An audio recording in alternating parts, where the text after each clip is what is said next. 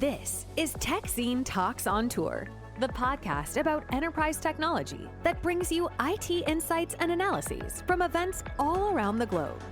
We cover everything, everywhere. Visit techzine.eu for more information, and don't forget to subscribe to this podcast.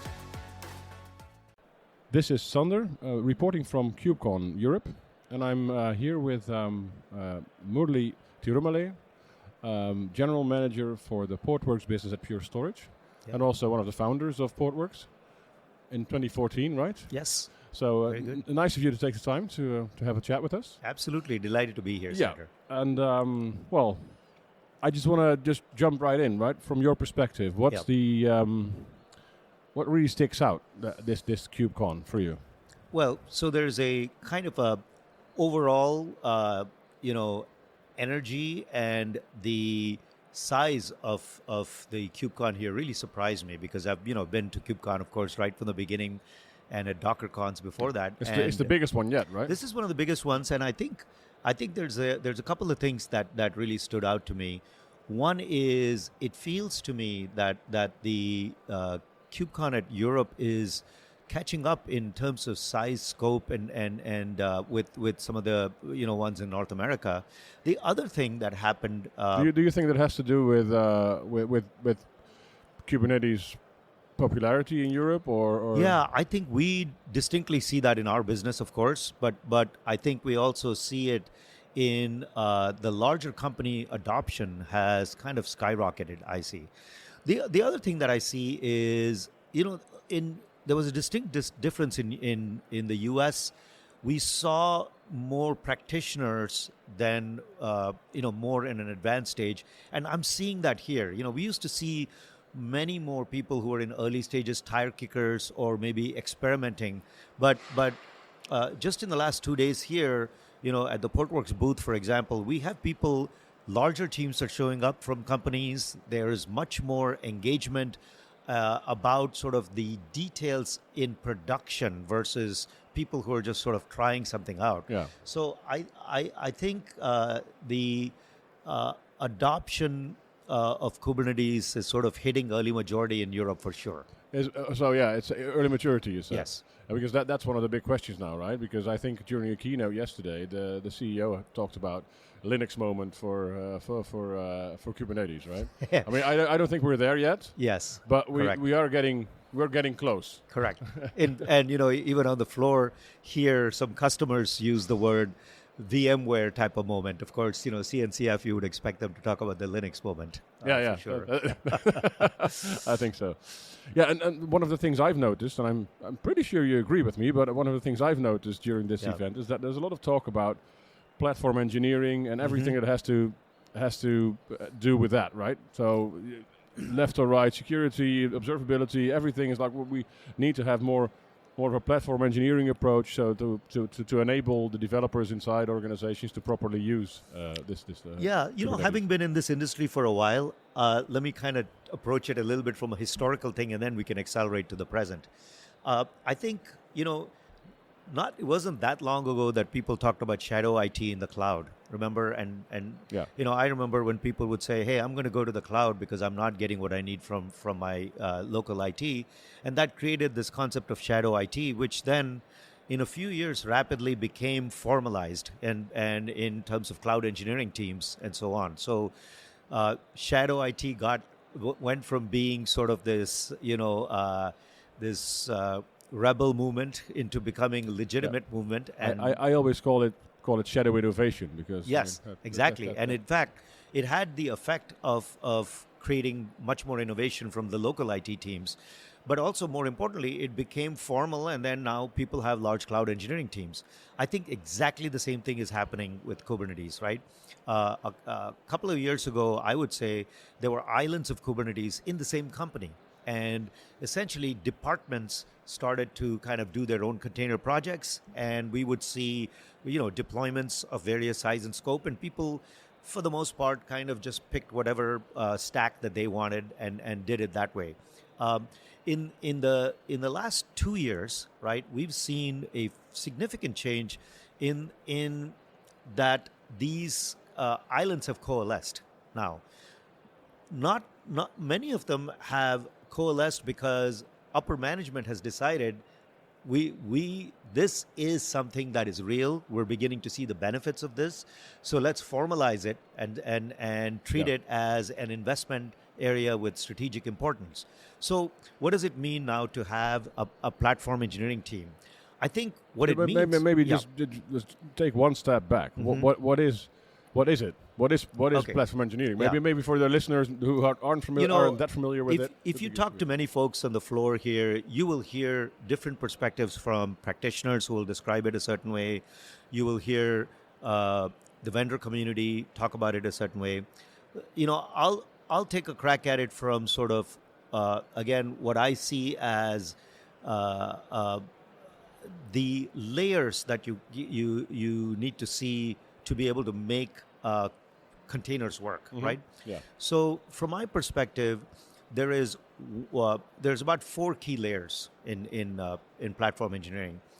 The first and from a practitioner viewpoint, the most important layer is the layer for developers. And so there is a whole set of tools to enable sort of the workflow for the application developer. And let's not forget, I mean, we are all here in service of reducing developer toil and increasing developer velocity and application velocity. So for most people, that's what they think of when they think of an IDP or internal developer platform. It is all of the set of tools for the developer. So you have the Backstage, that's Backstage, very popular for nowadays. example, and is starting with, for example, even using Containerd in the workflow. So that is certainly a big part of this, and those are the companies that I think are taking sort of the lead in the developer world. However, there's a very important part for about platform engineering, which is really making the rest of the system invisible but reliable for the developer, and that's the part that I think of as the other 3 layers. And in my admittedly, I'm simplifying it because you can always. I prefer to simplify stuff before I complexify it again. So the 3 simple layers are the infrastructure layers, I think, right? And the infrastructure layers are really not the responsibility of the developer. So that's a key it's something that is being made in the service of the developer. But really, one layer, and probably the key layer, is the actual orchestrator of the containers, which is Kubernetes, right? Yeah. Any Kubernetes platform, and the market is consolidated enough. You'll see certainly certain primary ones, OpenShift, for example, on-prem, or EKS in the cloud, AKS, GKE, and SUSE and Rancher. These are sort of some of the primary ones, and these are truly become sort of the set of things that the infrastructure is managed from. It's the kind of the by core infrastructure platform. you mean public cloud, private cloud, compute, on-prem, network, and storage, and so on. Yeah. The second part, very important in today's world, is security, right? And security comes in various flavors, but again, platforms are emerging here, right? The common examples would be things like, from Palo Alto Networks, or if you have tools like Aqua or Sysdig, but also container scanning tools, right? Registry scanning, Sneak, and so on. That made a big jump in the past couple of years. Yes, absolutely, right. It's a boardroom topic, so it gets budget, it gets attention. Yeah. The third area is data and database management, and so it's the application has a need for data that needs to kind of be managed too, and those are areas like Portworx, our company, and there are others that do that, and essentially. The idea here is that an IDP has those 4 layers. So, a set of tools for developers, Backstage are examples, a set of, platform kind of functions for orchestration of the containers and compute, and third, security, and then last, the data management. So these are sort of my view of what a platform engineer team involves. And I mean, I more or less hinted at it already, but why is it so important, right, to do this now? I mean, obviously there's this thing you want to enable your developers as much as possible within certain guardrails to do this. So exactly, right. So when you're moving from an experimental phase to now, when you've kind of crossed the chasm, so to speak, and you're in early majority, now the focus is on, hey, let's there's always some experimenting, there's always some kind of growth in these areas, but let's kind of expedite deployment. The focus moves to deployment.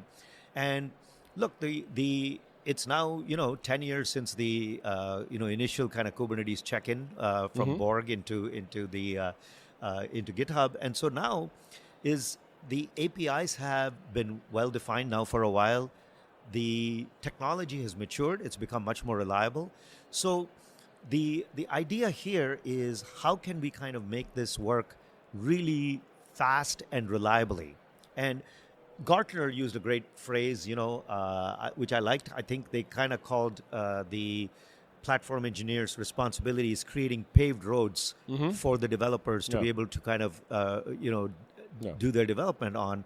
And the idea is you don't have to kind of figure out and go through kind of off-roading with your bumpy ride. You come down these golden paths, as they call them, and essentially these things are pre-configured, okay? And instead of having everything be a variable, some things are already pre-configured and available to you. There is a balance that you need to seek, right, in this. Because on the one hand, I understand why this is necessary, otherwise you're never going to do it at scale. Yeah. But on the other hand, I mean, we're at an open source conference here, right? So opinionation, which is basically what you're talking about, right? So you have a sort of an opinionated stack that you offer in terms of the platform engineering platform. Where does one stop and the other one start or end or whatever? Because how much opinionation is still acceptable? I think it's actually not all that confusing. I would say it's the difference between, say, programmability and configurability, right? To me, ultimate flexibility, and these platforms have that available to them, right? All of these things are open source, they're API driven. All of them have SDKs. For example, Portworx got an SDK, so you can turn it into anything you want by programmability.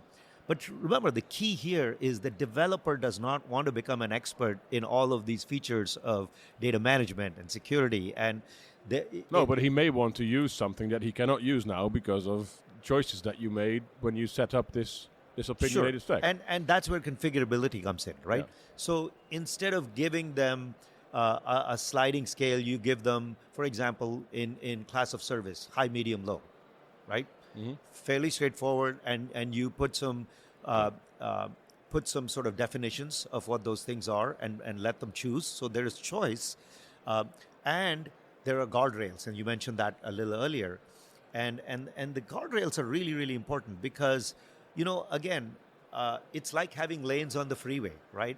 And what happens is when the infrastructure managers, the people who are managing the infrastructure, already have some assessment of how much high quality of service traffic is needed, medium or low. And what they can do is pre-configure some of this and make it so that it's always going to run. And there are warning signals when you start to kind of exceed those limits. And frankly, it's like a regulated highway system with lights where that tell you have to stop at certain places and you can't you need permission to go further.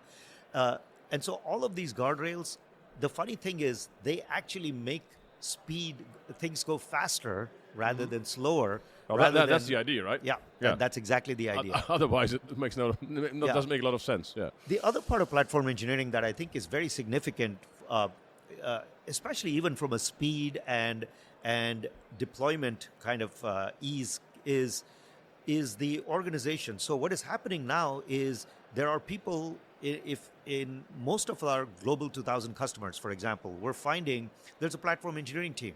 So shadow IT is now formalized. There's an organization, so there are people responsible for different things, aspects, so you can get expertise. Second thing you get is, frankly, you get trained people who are certified in each of the parts of the platform. Third thing is they have a budget. And, in the past, container projects had to beg, borrow, steal from, year-end money or quarter-end money. Now there's a predetermined budget. And more importantly, there's almost a mandate within the organization that you will use this and not go off on your own and kind of do your learning all over again. And I think all of those things from an industry viewpoint contribute. So it's not just a technology kind of phenomenon. It's a organizational phenomenon. It's a trained skill set phenomenon, as well as a budget that allows projects to be spent faster. Yeah. And you mentioned the Global 2000. There are many more companies than the Global 2000. So how feasible is this for other companies? I mean, obviously you can use it through partners. Maybe they can do that for you. But how do you see the uptake of among companies that don't really have those big teams? I think the big difference that I see is that the larger companies have the ability to staff these platform engineering teams.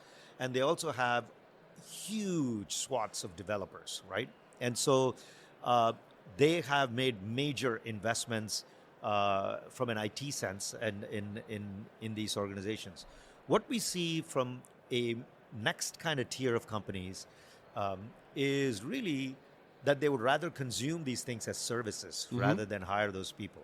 So the other thing that's happening in these same platform technologies is that they already are self-service anyway. Kubernetes is sort of is set up that way. Yeah. But now they offer it explicitly as a service. To give you a recent example for us, right? We started offering fairly recently the idea of hosting databases under Kubernetes and offering it as a service. And so for many organizations, they can now turn around and take modern databases. So Cassandra. And then you talk about DBS, right? So we have a solution called Portworx Data Services, and it's literally set up to be similar to how RDS is in the cloud. But you can now take about 15 actually data services, so Kafka, Redis, Postgres, Mongo, Elastic, and all of these are now offered in sort of a turnkey way. You don't have to worry. You just ask for it, and the platform, the data management platform, offers it as a service. And that's especially interesting because every application nowadays seems to have its own database. Exactly. I mean, if you're looking into, for example, AI, which we're going to talk a little bit more about later, but you have your graph database or your vector database, I would say. Exactly. More, and then some other things you need other databases for. So So going back to your question, I think the Global 2000 folks have this kind of model where they can kind of continue to develop that platform to their needs and so on. When you get to the mid-market, I think you may have slightly less choice of configurability and programmability, but you now can. Those people are consuming a service and in a services model. But to be fair, that's true for every more or less. Yeah, even large companies do that as well. Yeah. But certainly the beauty of Kubernetes, and if you look at all these, there's inherently the cloud operating model. The self-service model creates sort of a cloud operating system. Yes. So it is in a way of bringing a cloud operating model, and it's much more easily consumed by mid-sized companies as well. Yeah. So and how mature would you say is platform engineering at the moment? And also maybe a different question: can a developer become a platform engineer? Do you see that happening, or do you need to find a completely new breed of people to populate your? That's a great question, right? Can a developer become a platform engineer? And the answer to that is absolutely yes, because developers are the consumer, so they obviously can help build a better platform. Question is more, do they want to do it? Yeah. Right? and if you look at it, right, platform engineering code is usually written. It's usually all in Linux, right? So there are usually two types of parts to it, right? The there's a C++ substrate, and there is a Go kind of layer on top, and most developers can learn Go pretty easily if they haven't already. But also, I'll tell you what the real opportunity is in the industry, and something that I think we are pretty excited about. Many years ago, I'll just use an example. VMware, it's a great company, took a bunch of server admins and turned them into VM admins. And, they almost saved server admins from becoming commoditized, right? And the same thing, I think, is happening and will happen in terms of the infrastructure admins are going to turn into platform admins. And do you see a similar route for DBAs, for example? Because their role is changing as well. Maybe they can, especially when you going databases as a service, maybe they could do this. I think the DBAs also will. I mean, databases are complex enough that there's kind of a life for a database. Whereas I think, particularly, I would say compute, which includes VM, networking and storage admins really have the opportunity to upgrade their skills. Now, everybody's not going to do that, right? No. There's always people who will continue to kind of do the old job the way it was configured. But I'll tell you what's very interesting. We saw a survey recently where people who got Kubernetes certified can earn between 25 to 40% more, right? That's salary substantial. That's substantial. That's not right? Nothing to sneeze at. That's absolutely right. So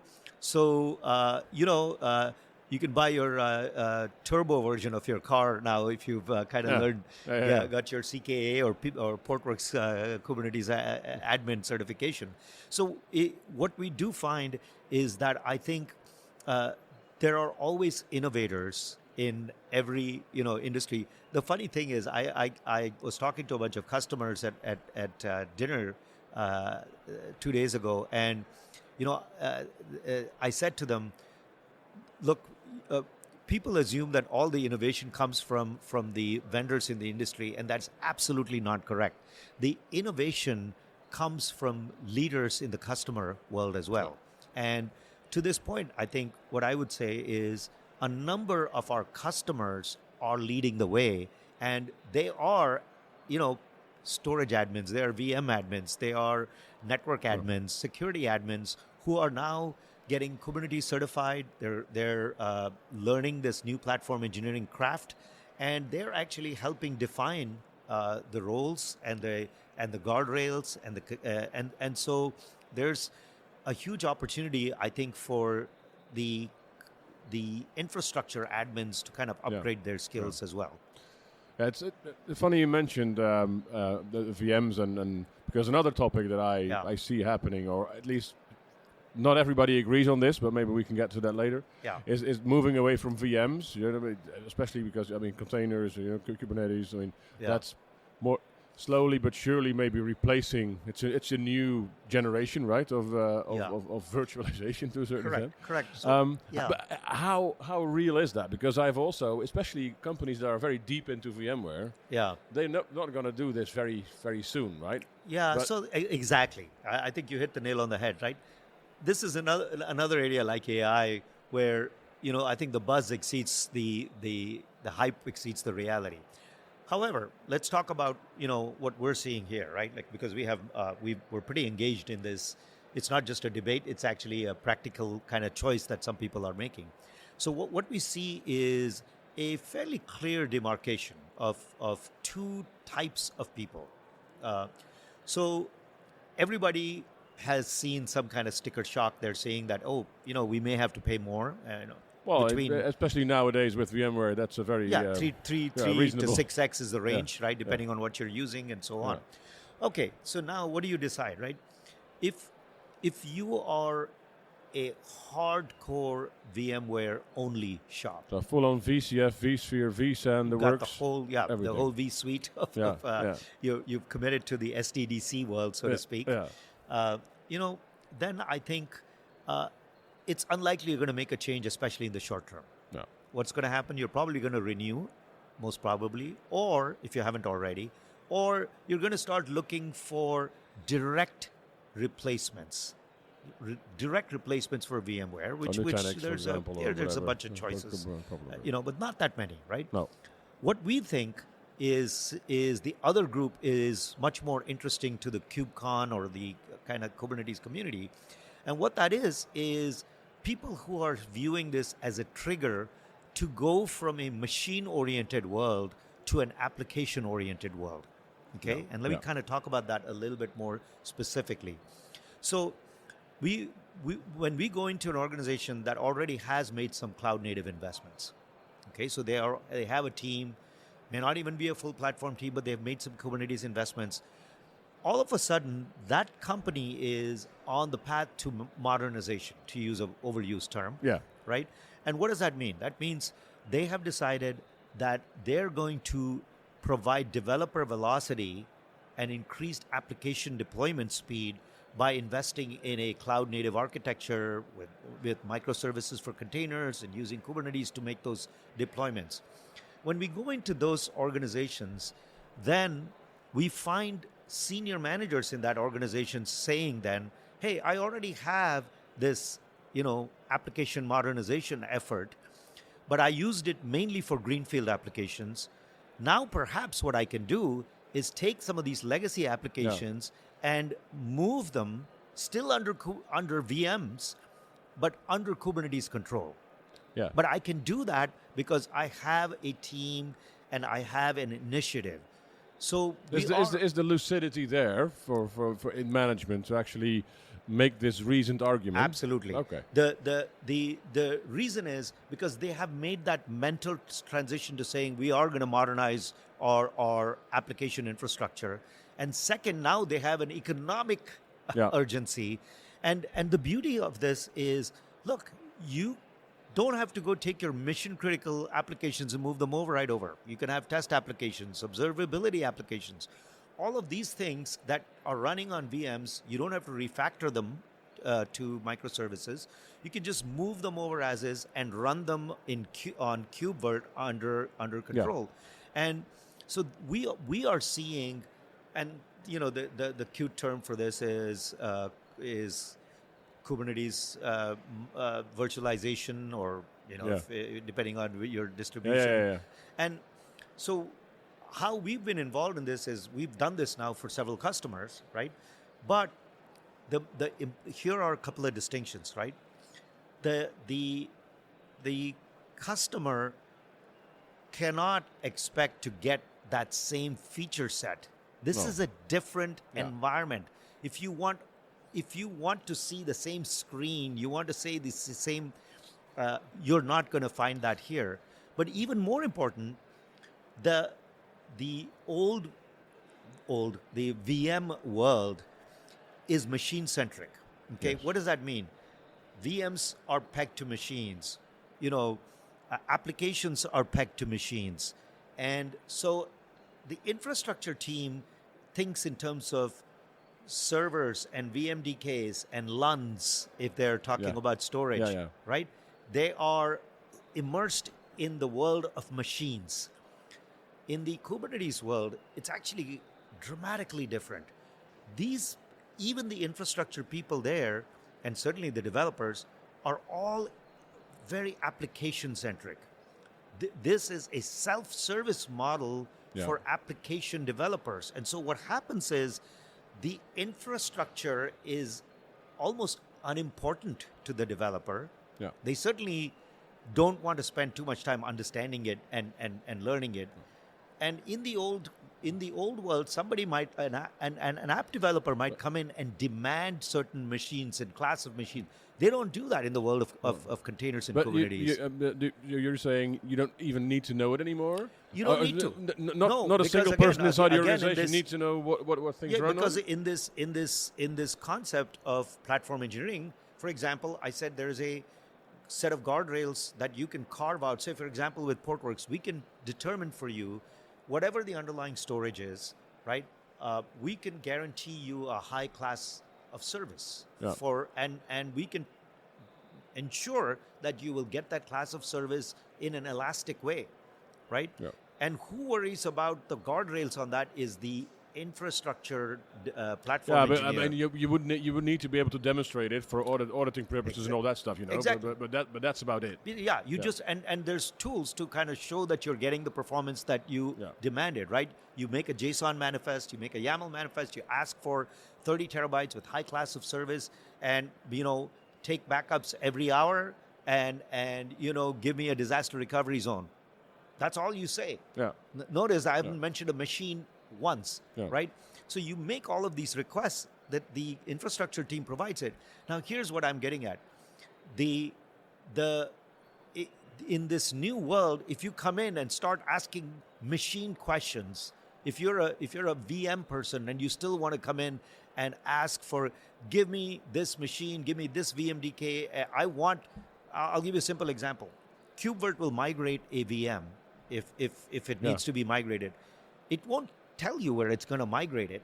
It's going to migrate it using the Kubernetes Elastic kind of model. It treats it just like a container. Well, if you are a classic VM administrator, you may be shocked by that because you want to kind of mandate which server this VM goes to. And that's what I mean by expectations. Yeah, okay. So the mindset that we see is the second group of people are people who have said, hey, I am embracing this elastic self-service model. And in that model, I am not going to ask this to become a clone. It's not a vSphere clone, right? No, it's a different beast. It's a different beast. It's application-centric. It's self-centered. No. It's still a VM. It's still a VM. It's still a VM. Which is a bit hard to comprehend at first, I would imagine. But one of the things I was saying is, but the dollar saved is a dollar saved. If you moved 100 VMs, maybe from a test application over, you're saving that money in the container world because you're not paying the VMware tax on it. Yeah. So I think going back to kind of this thing that you said, it's not going to happen overnight. No. But it is a trigger for companies to either say, hey, maybe this is my time to modernize and I'm going to start that journey. Or for people who are already on that journey, they're saying, we're going to speed up that journey and start moving over some of these legacy applications. And all of a sudden now, Kubernetes is not just a container orchestrator and it's not just a microservices orchestrator. It is a orchestrator for legacy apps running on VMs. Yeah. That's interesting. It's an interesting observation. Interesting thing. And I think we're almost out of time. Yeah. You predicted that we would run out of time before we would run out of words. But that's and that's true. These are important topics, so it's always but we need to touch on one more thing if you have the time. That's obviously. I mean, we haven't talked about AI very much, which is weird, right nowadays. How could we have a discussion without AI? It is 2020. Lots of AI washing going on as well. So every now I try to avoid it on purpose because. But this is actually an interesting part, I think, because there's a big data implication when it comes to AI, right? Yeah. How do you? What do you see? What's the impact of AI on the data management space? I think it's pretty significant, right? So there's data training and there's data serving, right? Or model training and model serving. On the model training side, actually, obviously, this is an NVIDIA world, but on the and GPUs are super expensive. So even though you can run it on CPUs as well nowadays, you can. But inferencing at least. Yeah. So one of the things that I think it's a simplistic thing is you never want the data to be holding the expensive data scientist or the expensive GPU CPU back. No. So resilience, providing flash. So I think more and more, we're seeing that all of these are flash and NVMe, high speed. That's funny. It's coming from someone from Pure Storage. We've got some of the best flash and the best performing flash in the world. So we're definitely seeing a benefit from that, right? On the cloud native side, it's of course there's advantages for training, but the training world is actually a very, very limited world if you think about it, right? Yeah. It's large language models. And it's probably done in the cloud anyway. In the cloud, there's not too many people who can afford it. Wow. What happens is in the serving world, in the model serving world, there are two areas, right? Fine-tuning of existing models, whether it's coming from Hugging Face, you download an open source model, or RAGs, right, where there you are augmenting the data. So this is a big area where the role of data management is critical. Let me give you several examples. You need to have a simplest thing is you need to have shared data. You don't want too many copies of the data because you need to curate this data and tightly manage it. If it's garbage in, garbage out, it's very, very important, right? So when you do that, having sort of read many and shared volumes is an architecture in data. Yes. So for example, Portworx provides sort of this shared volume concept that multiple people can read the same volumes and not have to make copies of it. That's critical for AI. Yeah. Another very, very interesting one is data locality. So you go take this model and that it's been trained to somewhere else in the cloud and you bring it in under Kubernetes control, and now you have data locality and you tweak it, to improve it or change the data for in a RAG purposes. When you do that, the data locality saves you tons of money because you're now no longer paying for egress charges. Mm-hmm. It creates sovereignty and control over data. Yeah. You can provide very, very good RBAC access access to people. So data locality management under Kubernetes control becomes kind of very, very important. You want elastic and resilient stuff, which is the nature of Kubernetes, is to be elastic. It's the nature for data management to provide resilience and backup, to be able to roll back so that you never leave a data scientist waiting or a GPU kind of going idle. And frankly, the elastic model, for example, one of the things that we do at Portworx is because we've virtualized the underlying storage, we can distribute the data IOPS across that. So we ensure essentially it's thin provisioning for data, right? So we're able to kind of provide very, very good utilization, save costs that way. And I'd say that I want to catch up. I want to get in on this because especially the cost saving aspect. Yeah. You mentioned you don't want any GPUs to be idle or whatever, all these things. But the reality is that happens a lot. It happens so much more than people realize it does. I've heard, but those were cloud spend kind of things. But I've heard of 90% kind of overspend because they didn't know what. What do you see as the role of your platform or of a Portworx to actually say, look, we're going to do this better, and we will make sure you actually get the maximum out of your investment so that you can actually invest the other money into something else relevant. Absolutely. So we have a technology called Autopilot, and as the name indicates, right, it automatically takes care of certain things for you. And amongst the many different things it does, one of the key things it does is it ensures that you don't have stranded storage, or and with the help of Kubernetes, of course, we ensure that there's no stranded compute either. Yeah. And those two are well coordinated, right? So for example, our customers have saved somewhere between 50 to 75% of their storage. So you talked about over provisioning, the general under provisioning in storage, 14% of storage is actually used. That's ridiculous. I mean, this is expensive stuff. We were promised this would go away, right? When we went to the sort of cloud native model. Correct. Correct. But it doesn't happen automatically. No. And Autopilot is, automagically makes that happen. So the ability exists in the cloud native world, but you have to exercise it. And again, this is an example of, if you get a good data management platform that has that built in. So say example with Portworx, people put in, we will make sure the data goes to the place within the class of service that actually is underutilized, right? And fill it up before you have to go provision the next pool of storage. Yeah. Yeah. And so that's a classic example of the benefits you kind of get. And then last thing I wanted to say is, database as a service is a key area. Okay, vector databases are coming into play. All these modern apps use modern databases. And so as a service, the DBaaS model is something, for example, Portworx has a DBaaS service, okay? And that DBaaS service becomes critical for data scientists who don't really really, they don't want to know about how to provision a database. They don't even understand compute and storage all that well. All they want to do is tweak their model and run it, right? And the ability to do that with this platform engineering sort of mentality, but with tools like DBaaS, like tools like Autopilot, I think allows them to kind of get huge utilization and just keep on, moving fast without having any disruption.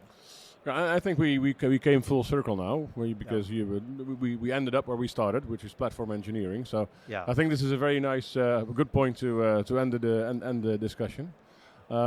Thanks a lot for your time. Yeah, Sandra, thank you for questions. And it's actually a delight to be able to talk in some detail versus just marketing terms at a podcast. So I appreciate what you're doing for the community here. We always try to be to add value for the community. All right, thanks again. All right, and we'll probably catch up later. Yes, we'll see you sometimes. All right. Thanks so much for tuning in to this episode of Techzine Talks on Tour. If you're enjoying the show, please feel free to rate, subscribe, and leave a review wherever you listen to your podcasts. That helps others find the show, and we greatly appreciate it.